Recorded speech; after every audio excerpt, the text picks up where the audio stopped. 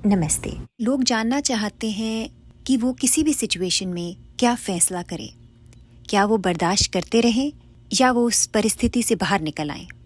सबसे पहले तो एक बात तय है और ये मान लीजिए कि अपने जीवन से जुड़ा कोई भी फ़ैसला, चाहे वो छोटा फ़ैसला हो या बड़ा फ़ैसला हो, उसमें आपका ही योगदान महत्वपूर्ण है।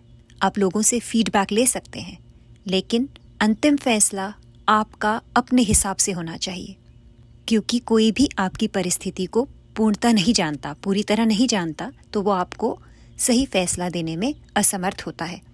चलिए, अब आपको एक कहानी सुनाती हूँ। एक बार एक मेंढक होता है, उसको ठंडे पानी में डाल दिया जाता है। अब उस पानी का जो बर्तन है, उस बर्तन को, बड़े से बर्तन में मेंढक होता है, तो उस बर्तन को धीमी आंच पे रख दिया जाता है। धीरे धीरे मेंढक उस जो चेंज ऑफ टेम्परेचर है, जो तापमान में जो भी बदलाव आया है, उससे एडजस्ट हो जाता है।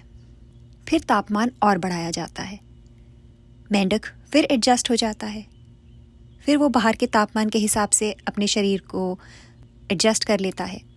फिर थोड़ा सा टेम्परेचर और बढ़ाया जाता है। उसको मुश्किल होती है, लेकिन वो फिर भी अपने आप को एडजस्ट कर लेता है।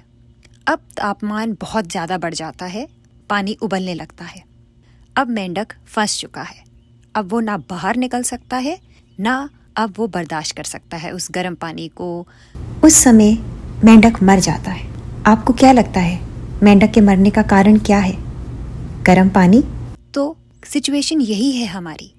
हम तब तक बर्दाश्त करते हैं जब तक हम सोचते हैं कि अरे ये भी सही है, ये भी बर्दाश्त कर लेते हैं, ये भी बर्दाश्त करते हैं। लेकिन फिर हमारी हालत वैसे ही हो जाती है उस मेंढक की तरह, जो चाहता तो जैसे ही धीमी आंच थी, थोड़ी सी और आंच पड़ी, तब वो कूद सकता था पानी से बाहर।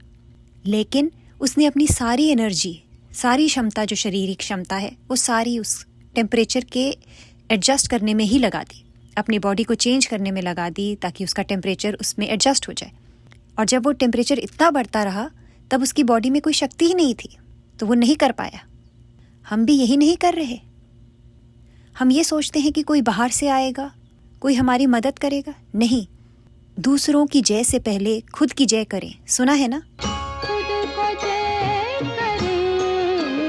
उसका मतलब ये नहीं है कि आपको अपने बारे में कोई ईगोइस्ट ओपिनियंस बनाने हैं। नहीं, उसका सिर्फ ये मतलब है कि हम उसी यूनिवर्स की, उसी ईश्वर का अंश हैं, तो हमें अपनी जो रिस्पेक्ट है, जो कदर है, वो करनी चाहिए।